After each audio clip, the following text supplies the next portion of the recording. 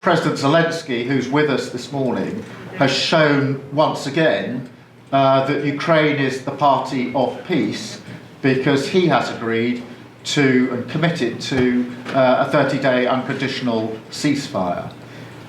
Now what we see, and this is centrepiece for our discussions today, is that Putin is the one trying to delay. And in a sense, and you all know this, if Putin is serious about peace, it's very simple. He has to stop his barbaric attacks on Ukraine and agree to a ceasefire. And the world is watching. And my feeling is that sooner or later he's going to have to come to the table and engage in serious discussion. Good afternoon. This morning I convened the largest, strongest group of countries yet behind a just and lasting peace in Ukraine. Now, a huge amount has happened since I brought leaders together at Lancaster House here in London. That was just 2 weeks ago. President Zelensky has shown once again, and beyond any doubt, that Ukraine is the party of peace. Vladimir has committed to a 30-day unconditional ceasefire. But Putin is trying to delay, saying there must be a painstaking study before a ceasefire can take place. Well, the world needs action, not a study, not empty words and conditions. So my message is very clear. Sooner or later, Putin will have to come to the table. So this is the moment. Let the guns fall silent.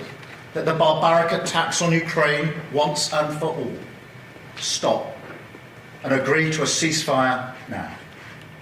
And let's be clear why this is so important. Russia's appetite for conflict and chaos undermines our security back here at home in the United Kingdom.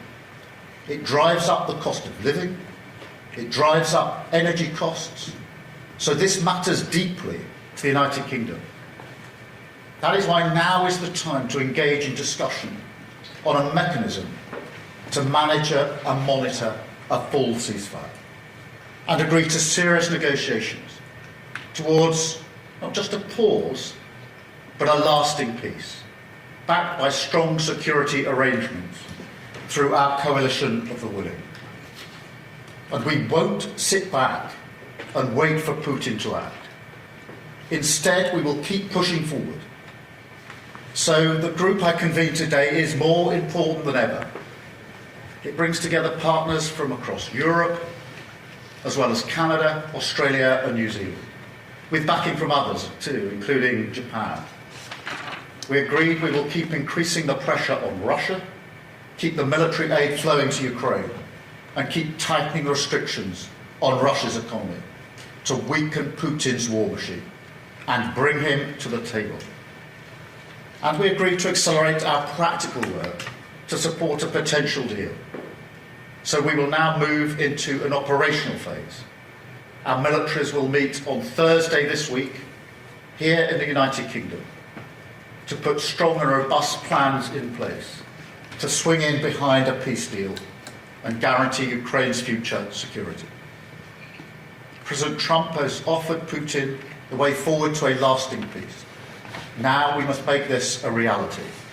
So this is the moment to keep driving towards the outcome that we want to see, to end the killing, a just and lasting peace in Ukraine, and lasting security for all of us. I will now take some questions, starting with, I think, Hannah from the BBC. Hannah. Thank you, Prime Minister. You've said now is the time for concrete commitments. Can you give an example of a concrete commitment that has been made this morning? How many countries have indicated they might put troops on the ground, for example? And a second, if I may, you're doing all of this work on what a peacekeeping force might look like. What if Russia simply won't accept one? Well, let me start from the premise that a lot has happened, obviously, since we had the meeting at Lancaster House just under 2 weeks ago, particularly developments this week in relation to the position of Ukraine. And the group that met this morning is a bigger group than we had 2 weeks ago. There is a stronger collective resolve, and new commitments were put on the table this morning, both in relation to the coalition of the willing in terms of defending the deal, also in relation to the wider point, which is the collective defence and security of Europe. So more commitments on the table this morning, and an agreement that we now move to the operational phase, which is why the talks on Thursday, the military talks, will become the next focal point. There was a wider agreement this morning, which was that the yes but from Russia is not good enough, and that we agreed collective pressure will be put on Russia from all of us who are in the meeting this morning. So I'd say overall we are successfully gathering political and military momentum. I think more widely there was an appreciation this morning that a wider argument that I've been making that goes beyond just the question of Ukraine is that Europe needs to step up in its own defence and security. And so we moved forward on that front today because some of the commitments that were made were beyond simply the coalition of the willing in relation to making sure that we can defend any deal in Ukraine if one is reached, but also a step up for the collective defence and security of Europe, which is a really important part of the argument I've been making about the era that we're now in. In terms of Russia's position, I think it's really important at this point that we put maximum pressure on Russia. This yes but is not good enough, and that's why the collective resolve this morning was to put pressure, and we can collectively put pressure on Russia. There were a lot of countries represented this morning, a very strong collective resolve. And so I think we've made real progress this morning, and that momentum and that resolve by a number of countries and making sure we continue to be forward-leaning is really important. Thank you very much. I've got Harry from ITV. Thank you, Prime Minister. What you haven't mentioned today is a US security backstop. Have you concluded that Donald Trump isn't prepared to provide a security backstop? And do you think this coalition of the willing can defend Ukraine without the support of the US? And secondly, if I may, you've talked about a full ceasefire agreement. At the moment, President Putin is suggesting he's not willing to agree to a 30-day ceasefire. What hope have you got of getting a long-term lasting peace? Well, look, firstly, the position on the US hasn't changed. I've been clear that it needs to be done in conjunction with the United States. As I think you know, we are talking to the US on a daily basis. My NSA was over there yesterday, just arrived back this morning. So the position on doing this in conjunction with the United States hasn't changed, and that's why we're having the detailed discussions that we are. On your wider challenge that Putin is saying yes, but we need to get him to yes and get round the table. And I do believe we can apply collective pressure to that end. 2 weeks ago, I was challenged on whether we'd even get as far as we've got now. We have moved forward, and that is good. We now need to move forward again. And I think that having a collective resolve, which is a demonstration of the sort of momentum that we're building up now, political momentum, which is important to keep many allied countries on the same page, but also the military momentum, which will go into Thursday's meeting now, which is very much an operational planning meeting. Thank you very much. Sam from Sky. Sam Coates, Sky News. Prime Minister, I'm struggling to work out what the coalition of the willing actually does on the ground. As far as I understand it, UK troops couldn't fire at Russian troops. If Russian troops opened fire, we couldn't retaliate, and nor could anybody else because of what that would provoke. So is it just some kind of slightly more tepid training mission in reality? What's the basis on international law? What's the remit? And why couldn't the UN be involved? Well, the operational meeting is where the discussions are taking place as to what the capabilities will be. I've indicated a willingness for the United Kingdom to play a leading role in this, and indicated that if it's necessary, that will be troops on the ground and planes in the sky. There are different capabilities from different countries, but those are the operational discussions that are going on in relation to what this coalition of the willing will be able to provide. But obviously, we've got to get a deal first. So there's the pressure that needs to be put on to Russia to get around the table, to get the deal. Then there's a question of a ceasefire for a possible short period, and then the lasting peace that we need to see. But if there's going to be lasting peace, there's going to have to be security arrangements. I've been clear and unwavering about this because we know from history, recent history, that a deal without security arrangements is not something which Putin respects. And therefore, it's in all of our interest to make sure the security arrangements are robust enough to defend the deal and to hold the peace. Otherwise, we'll repeat the history of recent years where Putin will breach the line again. Thank you. Caroline from the Sunday Times. Prime Minister, the Russian leader has said his nation needed guarantees before it would consider the 30-day ceasefire, and later urged Ukrainian troops in the Kursk region to surrender. Given the obvious advantage to Putin of a delay, what are the pressures that you can now use to bring Russia to the table? You've talked in your statement about sanctions. Are you now willing to seize those frozen Russian assets? And also, what is your message to President Trump about the urgency of the situation now, that he must be part of the coalition to bring Putin to the table? I think there are 2 points of pressure. The first is more military capability for Ukraine and fresh commitments put on the table this morning in that regard. So this group is moving forward on that. That's short-term military capabilities and longer-term military capabilities, because we also see Ukraine playing its own part in any security arrangements, which is very important.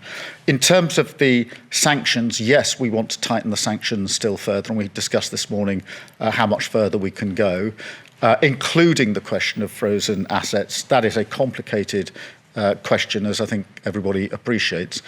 So we discussed further sanctions that have got nothing to do with the assets, which we will take forward as a result of this morning's discussion, but also a continuing discussion about what more can be done on the assets themselves. Thank you. Mike Keith from the Sunday Mirror. Hi, Prime Minister. There's a possible, perhaps even likely scenario where Vladimir Putin doesn't come to his senses, where he continues putting unreasonable demands on any ceasefire, on any negotiated settlement, perhaps doesn't even come to the table at all. And in that scenario, we can't be certain that Donald Trump is going to side with us and not with him. What's plan B?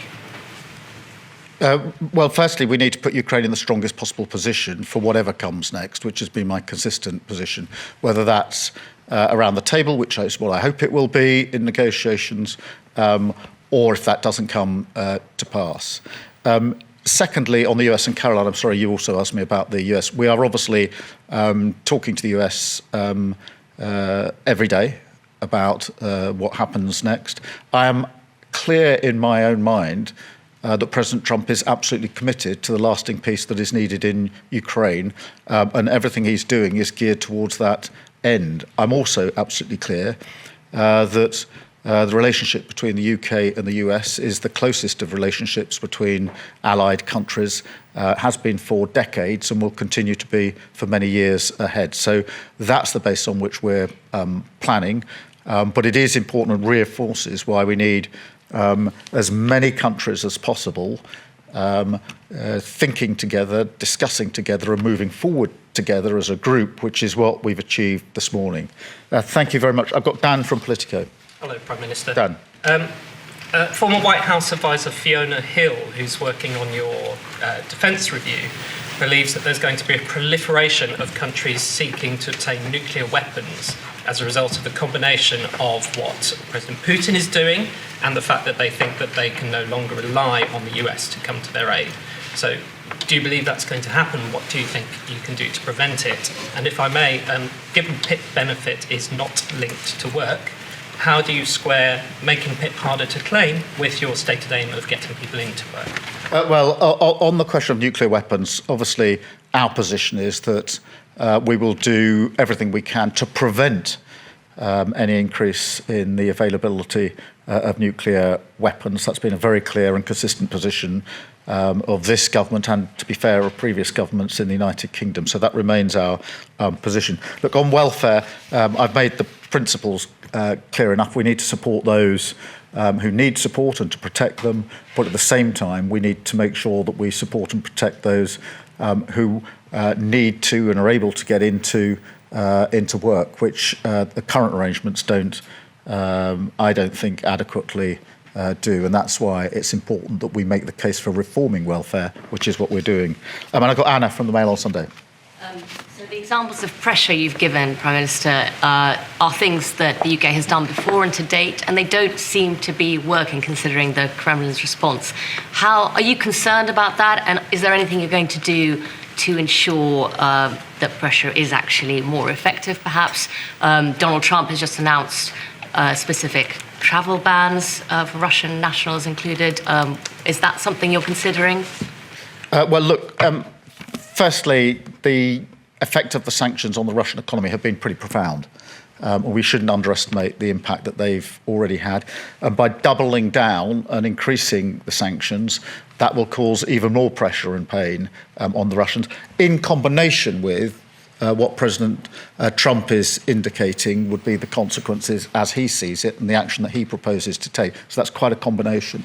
On the question of Putin's position of yes, but we need to move that. But just as I stood here in London 2 weeks ago saying we need to move forward, we need to make progress, so I say it again, I don't accept that things are frozen as they are today and that no party can now be moved forward. I don't accept that for a minute. I think that if we've applied pressure, we show collective resolve and some clear-eyed leadership on this, we can move this forward to get the parties round the table for negotiations.